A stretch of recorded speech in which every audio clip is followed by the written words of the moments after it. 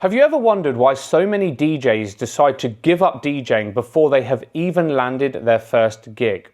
Well, over the last 19 years, I've been working consistently as a bar and nightclub DJ, and I have learned so much during that time. And in today's video, I'm going to share with you 7 brutally honest lessons that I have learned in growing as a DJ. Let's get into it. Lesson number 1, and that is nothing else matters but consistency. It is true that the more you do something, the better you become at it and the more of an expert you become at it, and it will also help to build your confidence. I think a lot of new DJs will go out to a festival, a club, they'll see their favorite DJ play for 1, 2, 3 hours, they'll get inspired and they think, I want to do that, but they haven't got the consistency to back it up to get to that level. Now, if I think of myself as an example, yes, I'm so fortunate in 2025 that I go out to the clubs week in, week out, and I play my DJ sets, but it wasn't always like this. Back in my early teenage years, and yes, I started when I was very, very young. You don't have to be young to start as a DJ. You could start at any age. But if I think back to when I was really young, I was the loser because I didn't go out with my friends. On a Saturday in a record store buying music with my pocket money. I would take that music home and I would learn what kind of tracks go with other tracks. So in the starting sort of phases, I was really just playlisting.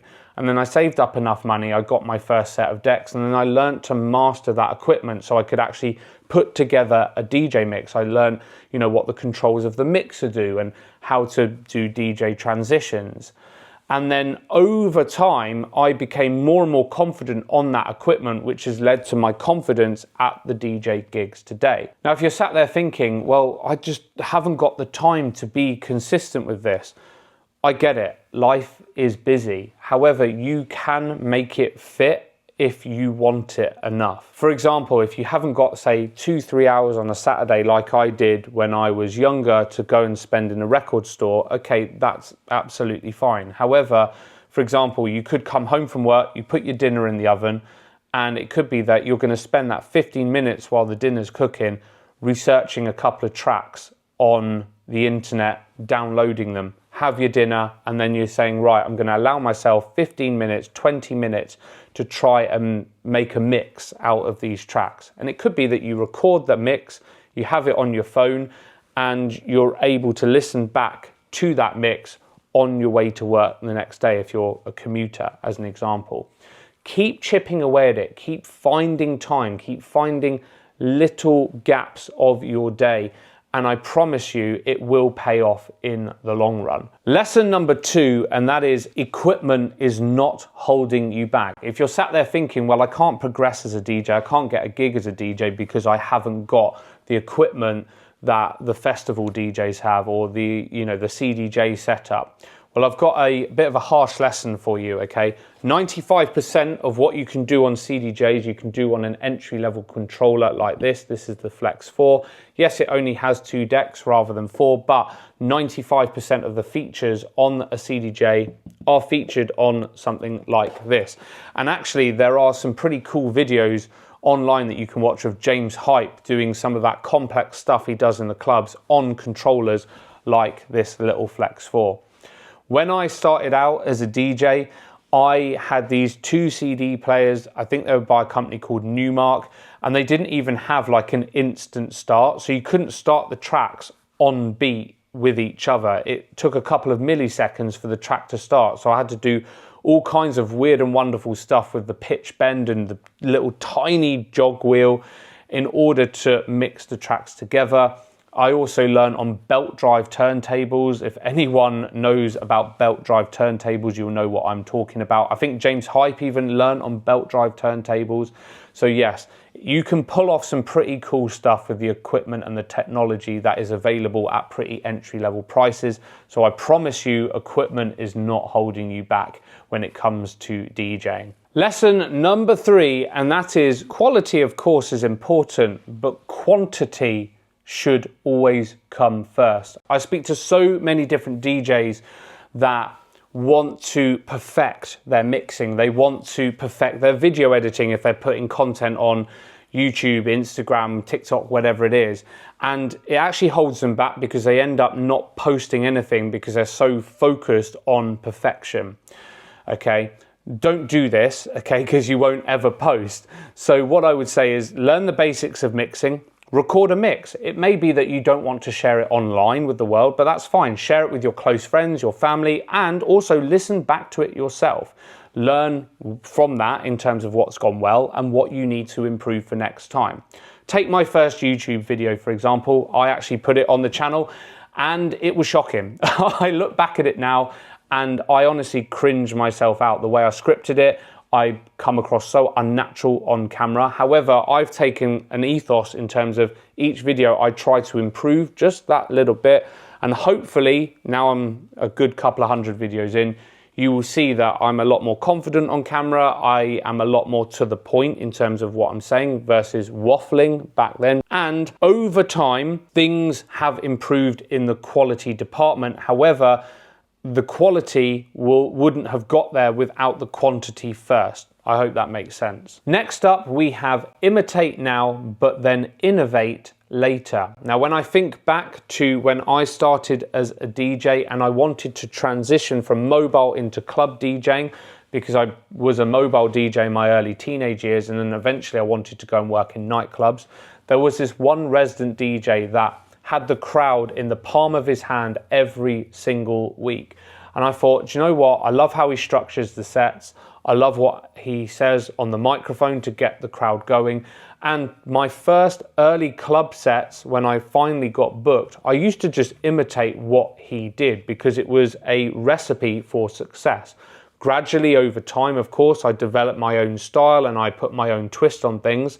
However, to begin with, that gave me a really good foundation. So have a think about the DJs that you really look up to, the DJs that you really inspire you, and imitate them and then put your own twist on things. Next up is DJing for the money. Now, if your intention is to start DJing to earn money fast or just to get paid, then you're going to be bitterly disappointed very quickly. And also, I think you're doing it for the wrong reasons. DJing is actually very, very expensive. Of course, you have your initial outlay, you've got your equipment to buy, all of your music to pay for, etc. And yes, I am very fortunate in that I DJ week in, week out, and I get paid for those DJ gigs.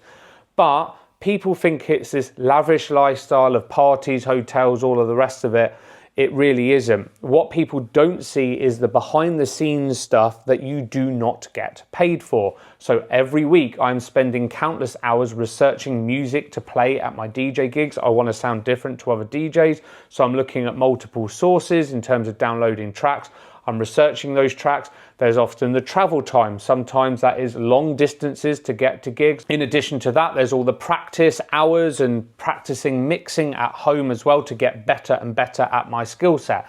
So yes, you do get paid for DJing, and yes, sometimes it can be quite lucrative. However, there's a lot of other stuff that goes on behind the scenes that you aren't getting paid for. And of course, you are still investing your time. So do bear that in mind. Very quickly, before we move on to the final 2 points of this video, if you have built your confidence as a DJ and you're ready to go out there and get some DJ bookings, I have developed a completely free guide on just that. This is my step-by-step process that has given me DJ bookings over the past 18 plus years as a working DJ. To grab your copy, link is down in the description down below. Lesson number 6 is working smarter and not harder. This is especially important in your growth phase as a DJ. You need to put in systems and use tools to help you utilize and maximize your time efficiently. To give you some examples, if you're really looking to build your collection of music as a DJ and you're signed up to a record pool, many of them have dedicated playlists which feature like 10 really good tracks that are being downloaded in the last month or so. This is far better than searching high and low and individually downloading tracks. It's going to save you a whole load of time, and you can build a collection very, very quickly. When it comes to DJ mixes, utilize software such as DJ Studio.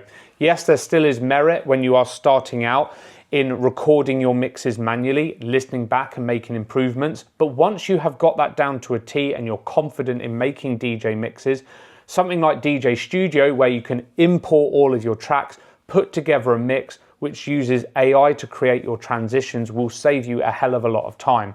By the way, I highly recommend DJ Studio. Link is in the description down below, and use my code KARLTHOMAS at checkout if you want a discount, if this is of interest. Another thing is utilizing your DJ software in terms of making playlists of tracks, so that when you go out to DJ, you're not hunting around for tracks to play. You know that everything is organized nicely in your DJ software, and also analyzing the tracks in key order as well. That will help you to mix in key. All of that, those jobs that you had to do manually back in the day, have been taken care of by technology. So do work smarter and not harder. The final thing and final lesson that I want to talk about today, and that is the biggest thing holding you back most of the time, is you. Now, I've learnt this a lot over my career as a DJ, and I think you can break this down into two kind of schools of thought. There's things that are actually physically holding you back, and I think that probably is the case in about 10% of situations. So physical things that are holding you back. For example, my controller is broken, my laptop's crashed. These are things that are physically holding you back from DJing and doing your job. So you need to go to the shop and get your laptop repaired, or go and buy a new DJ controller. But for the other 90% of cases, often the things that are holding you back are inside here. And I'll give you an example. I was once in a nightclub. I got let go from the gig. The manager took me into the office, said, look, I really want to change up the DJ. I want to change up the music policy a bit, and I don't think that you fit the bill anymore. And I took it really hardly. I thought I was a failure. I thought, oh, I'm the worst DJ ever. Do I give up because I'm useless and all the rest of it? And if I didn't pick myself up, I would have just, not ever DJ'd again, and my DJ career would have been over. There's been times when I've woken up in the morning and I need to record a DJ mix, and I've put it off because I'm like, oh, I've got a headache. I just can't be bothered today. I'm not really feeling motivated. I've got a sniffle. These are kind of emotional things that are holding you back. So if you can overcome those, you can absolutely push forward and you can achieve anything. So there we have it, 7 brutally honest lessons to help you to grow as a DJ in 2025. What is holding you back as a DJ in 2025? Let me know your thoughts down in the comments down below. I'm always genuinely interested to read, and also as well interested to help wherever I can do. If you've made it this far, please do hit that subscribe button. It will help me out a lot, and also hit the like button, and I will see you in the next video.